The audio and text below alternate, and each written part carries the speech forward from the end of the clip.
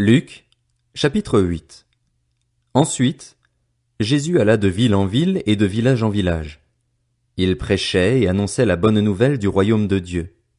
Les 12 l'accompagnaient, avec quelques femmes qui avaient été guéries d'esprits mauvais et de maladies.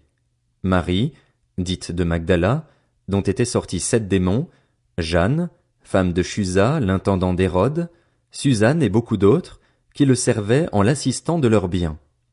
Une grande foule se rassembla et des gens vinrent vers lui de diverses villes. Alors il dit cette parabole. Un semeur sortit pour semer sa semence. Comme il semait, une partie de la semence tomba le long du chemin. Elle fut piétinée et les oiseaux du ciel la mangèrent. Une autre partie tomba sur un sol pierreux. Quand elle eut poussé, elle sécha, parce qu'elle manquait d'humidité. Une autre partie tomba au milieu des ronces. Les ronces poussèrent avec elle et l'étouffèrent. Une autre partie tomba dans la bonne terre. Quand elle eut poussé, elle produisit du fruit au centuple. Après cela, Jésus dit à haute voix, que celui qui a des oreilles pour entendre, entende. Ses disciples lui demandèrent ce que signifiait cette parabole. Il répondit, Il vous a été donné, à vous, de connaître les mystères du royaume de Dieu. Mais pour les autres, cela est dit en parabole, afin qu'en voyant ils ne voient pas et qu'en entendant ils ne comprennent pas. Voici ce que signifie cette parabole.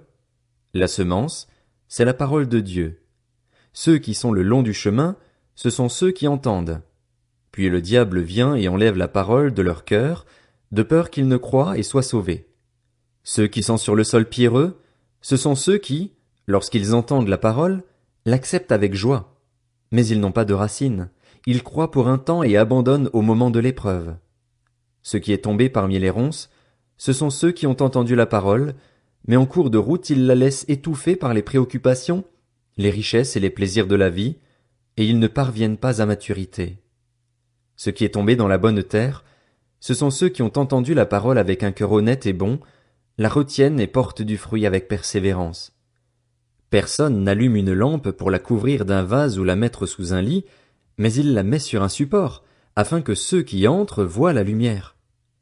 Il n'y a en effet rien de caché qui ne doive être mis en lumière, rien de secret qui ne doive être connu et mis au jour. Faites donc bien attention à la manière dont vous écoutez, car on donnera à celui qui a, mais à celui qui n'a pas on enlèvera même ce qu'il croit avoir. La mère et les frères de Jésus vinrent le trouver, mais ils ne pouvaient pas l'approcher à cause de la foule. On lui dit, Ta mère et tes frères sont dehors et ils désirent te voir. Mais il répondit, Ma mère et mes frères, ce sont ceux qui écoutent la parole de Dieu et qui la mettent en pratique. Un jour, Jésus monta dans une barque avec ses disciples. Il leur dit, Passons sur l'autre rive du lac. Et ils partirent. Pendant qu'ils naviguaient, Jésus s'endormit. Un tourbillon s'abattit sur le lac, la barque se remplissait d'eau et ils étaient en danger. Ils s'approchèrent et le réveillèrent en disant, Maître, Maître, nous allons mourir. Il se réveilla et menaça le vent et les flots. Ceux-ci s'apaisèrent et il y eut un calme plat. Puis il leur dit, Où est votre foi?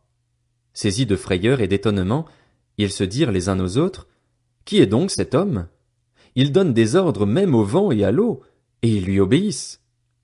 Ils abordèrent dans le pays des Gadaréniens, qui est vis-à-vis de la Galilée. Lorsque Jésus fut descendu à terre, un homme de la ville vint à sa rencontre. Il avait des démons depuis assez longtemps. Il ne portait pas de vêtements et n'habitait pas dans une maison, mais dans les tombeaux. Quand il vit Jésus, il poussa un cri, se jeta à ses pieds et dit d'une voix forte, « Que me veux-tu, Jésus, fils du Dieu Très-Haut? Je t'en supplie, ne me tourmente pas. » Jésus ordonnait en effet à l'esprit impur de sortir de cet homme, car il s'était emparé de lui depuis longtemps. On attachait le démoniaque avec des chaînes et on lui mettait les fers aux pieds pour le garder, mais il rompait les liens et il était entraîné par le démon dans les endroits déserts. Jésus lui demanda, « Quel est ton nom? » « Légion, répondit-il, car de nombreux démons étaient entrés en lui. Il suppliait Jésus de ne pas leur ordonner d'aller dans l'abîme. Il y avait là, sur la montagne, un grand troupeau de porcs en train de chercher à manger. Les démons supplièrent Jésus de leur permettre d'entrer dans ces porcs. Il le leur permit. Les démons sortirent de cet homme, entrèrent dans les ports, et le troupeau se précipita du haut de la falaise dans le lac et se noya. Quand les gardiens du troupeau virent ce qui était arrivé, ils s'enfuirent et rapportèrent la nouvelle dans la ville et dans les campagnes. Les gens allèrent voir ce qui était arrivé. Ils vinrent vers Jésus et trouvèrent assis à ses pieds l'homme dont les démons étaient sortis.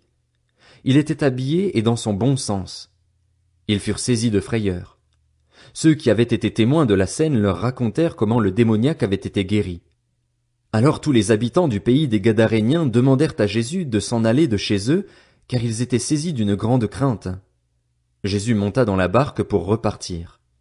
L'homme dont les démons étaient sortis le priait de le laisser rester avec lui, mais Jésus le renvoya en disant « Retourne dans ta maison et raconte tout ce que Dieu a fait pour toi. » Il s'en alla et proclama dans toute la ville tout ce que Jésus avait fait pour lui.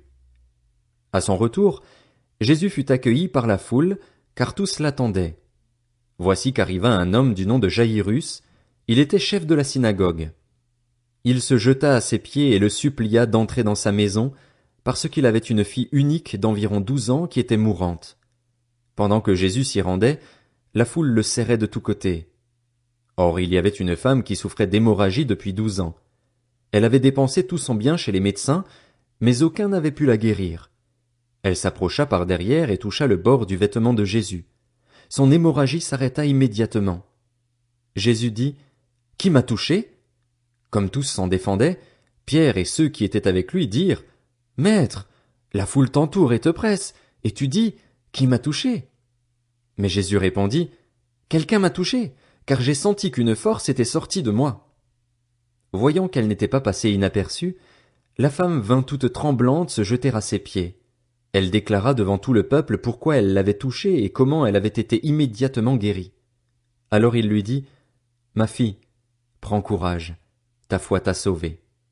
Pars dans la paix. » Jésus parlait encore quand quelqu'un arriva de chez le chef de la synagogue et lui dit « Ta fille est morte, ne dérange plus le maître. » Mais Jésus, qui avait entendu, dit au chef de la synagogue « N'aie pas peur, crois seulement, et elle sera sauvée. » Lorsqu'il fut arrivé à la maison, il ne laissa personne entrer avec lui, sauf Pierre, Jean et Jacques, ainsi que le père et la mère de l'enfant. Tous pleuraient et se lamentaient sur elle. Alors Jésus dit « Ne pleurez pas, car elle n'est pas morte, mais elle dort. » Ils se moquaient de lui, sachant qu'elle était morte. Mais il les fit tous sortir, prit la jeune fille par la main et dit d'une voix forte « Mon enfant, lève-toi !» Son esprit revint en elle, et elle se leva immédiatement. Jésus ordonna de lui donner à manger. Les parents de la jeune fille furent remplis d'étonnement. Il leur recommanda de ne dire à personne ce qui était arrivé.